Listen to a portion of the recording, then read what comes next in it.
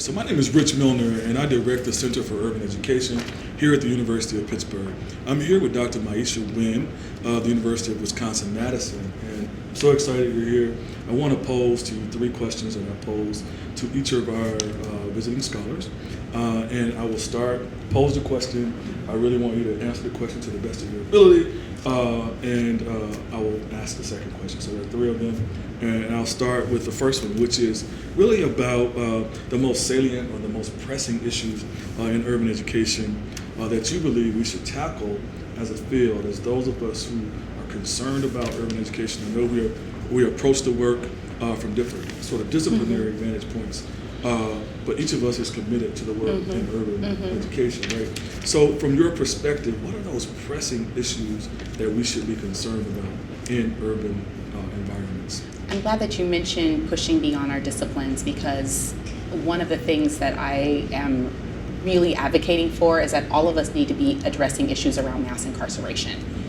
Urban education needs to understand how mass incarceration impacts everyone, not just people on the surface in terms of people who have experienced incarceration, people who have incarcerated parents or incarcerated children or relatives, but the ways in which criminalizing particular people impact the way that we view those people, the way that we are unable to see people in their full humanity. And I think until we really get at that, there's a lot of things that are going to suffer in urban ed. I think part of getting at that is thinking about history and confronting history. And I agree with Brian Stevenson, the author of Just Mercy, who talks about the next phase of his work is to really push people in thinking about racism and the ways in which racism is deeply planted in all of us in particular ways, and looking at it as a disease that we all have to start addressing in order to really move forward. So I think urban education, no matter what discipline or content area you're in, has to begin to address that. Right, yeah, I think it's so important. We actually focused in the center this year, our theme was disrupting what we call a cradle to prison pipeline. And part of the work and thinking about sort of developing, let's say, a line of research or a programmatic way of thinking about how we address mass incarceration is to really think about disciplinary referral patterns among students. And one of the things that I really appreciate about the work you're doing is that you're focusing in specifically on girls, on females.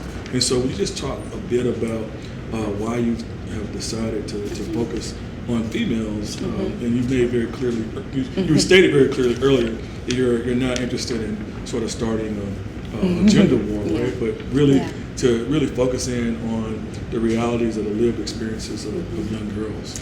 Yeah, when I started talking about girls, almost 7 or 8 years ago, people were asking me, why are you talking about girls? We can see that there's a crisis with boys, but we don't see the issues with girls. And one of the questions that I asked was, when are we going to address it so it does not become the crises that we are seeing with Black boys? When are we going to address the policing of Black girls and Black female bodies in schools? And I think that one of the things that happens for Black girls in particular is when they don't fit into this this particular framing, if you will, of what femininity or womanness is. And then for queer Black girls, it's even more complicated, right? Because they're not fitting into this heteronormative space about what a girl should be wearing, how they should be speaking, what their style should be. And so it puts girls at an extreme disadvantage. And also what we're seeing at the schools is that a lot of Black girls are being treated in the ways in which people would view treating boys or men.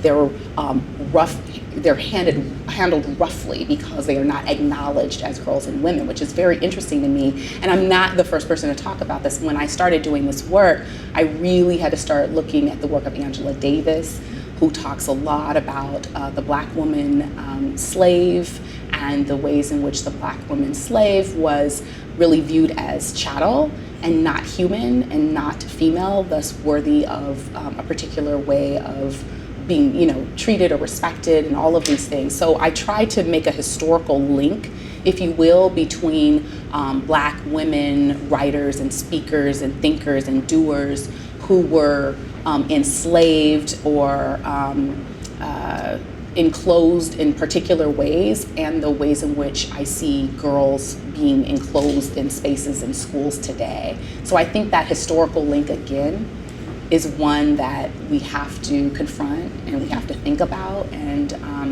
I think there's an opportunity now. I think there's a little more information than we had when I first started thinking about this work. I didn't have many places to go. There was Monique Morris who was doing this work, and not really a lot of people outside of her who were focusing on girls. And like you mentioned, I'm not interested in a gender war or who's doing worse, because I'm invested in everyone doing well.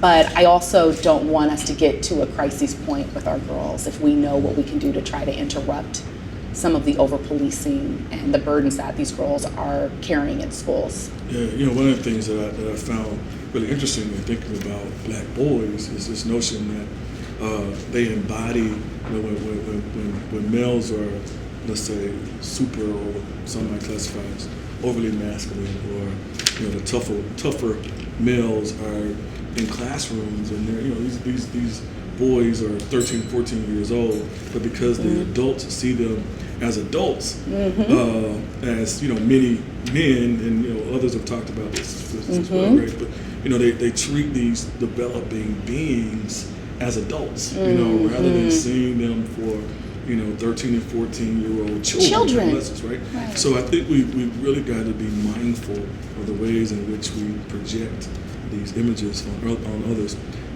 I want to talk just very briefly about if there is a policy recommendation, or what would you say to policymakers or someone who is committed to addressing policy, both on a macro or a micro level? What would you say to them is the most salient issue for them to be mindful of in this work? I think right now, and I know you had Russell Skiba here and other people talking about this work, but I think right now we have to start thinking restoratively around how we're building relationships with young people. The United Nations just released some preliminary data from a report where they are looking at the lived experiences of Black Americans. They did a visit to the United States in January. They're releasing a report in September where they found what was happening in our schools absolutely appalling with regard to disproportionate numbers of Black and brown children being suspended and expelled. This is the UN has come in and acknowledged this. Not only that, they have said that this country will have to address the enslavement of Africans as just a catastrophe and a crime against humanity. And it has to do it in the curriculum. It has to be done in the work that we do in our professional development, in the ways in which we're building relationships with each other. And I think that's a pretty strong recommendation. And the fact that this working group could come here and spend time in our schools and our detention centers and our jails and our prisons and with elected officials and ascertain that kind of material in less than 2 weeks and make those kinds of recommendations. It's pretty powerful, and I think they're giving us some really intense marching orders that we'll need to be paying attention to, and policy that informs education, urban education. Right, yeah. I want to go micro now.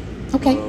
Because I think what's really important, and you can sort of frame this around restorative justice, or frame it however you see most appropriate. But if you could give 2 or 3 recommendations to educators, and you can talk to teachers, you might frame it around administrators in schools who have some control over disciplinary referral patterns, or what 2 or 3 recommendations would you give to educators who are committed to disrupting the school or credit or prison pipeline? The first thing is I would ask an administrator to be able to work with his or her staff around what are their values. What do people actually value in their work? What do they value in terms of their relationships with young people? Because I find that a lot of schools have not done that work. And because they haven't done that work together as a team, maybe they wrote a philosophy of education statement in their respective teacher ed programs, but they really need to think about what that means in real time, and they need to think about what it means in a community. So you'll have various people in one school responding to certain behaviors in very different ways. Some teachers, they're not bothered by a little chit chat. Other teachers, someone's pants sagging is not going to stop them from teaching. Whereas some people can't even function if they don't address these things. So I think that the schools have to think about what are the values, and they need to talk about that, and they need to literally chart them out. And then they need to do some work with the young people about what they're valuing. And if one of the words, say, is respect, then you have to do some deeper questioning about what does respect mean, because respect feels differently and looks differently and sounds differently to all people. So this is really slow going work, but it's work that we do in restorative justice work. So when we do restorative justice circles, which I am arguing, I actually just gave a talk on this recently, that I believe that we should be thinking about a restorative teacher education, where our methods classes are actually training science, math, art, music, English, social studies, history teachers, training them in restorative justice practices, and making sure that when teachers go into the classroom, they are thinking restoratively before they even get their own classrooms. I think it's really hard, I'm not saying it's impossible, but it's hard to do the work when people are already sort of in the thick of things. But if I were an administrator, I would start doing this valuing work with my staff, with my teachers, and I would have the teachers start doing this work in their classrooms so that people can start to agree on some pillars, like a set of values that everyone can sign on to, that can say this is how we operate, and we are going to make sure that we're operationalizing our values. But people keep jumping to practice. Everybody wants to jump to practice. You cannot practice anything until you have worked with this place up here. So that means all of us have to interrogate our assumptions, we have to interrogate our philosophies, and we have to think about, if in theory I believe this particular thing, how can I show that I believe this? Yeah, I think you're right on. I just want to take this opportunity to thank you again for participating. So happy to be here. And we're excited to see the next, to experience the lecture, but also to see the sort of next wave of your work and contribution. Thank you. Thank you so much. Thanks. Thank you very much.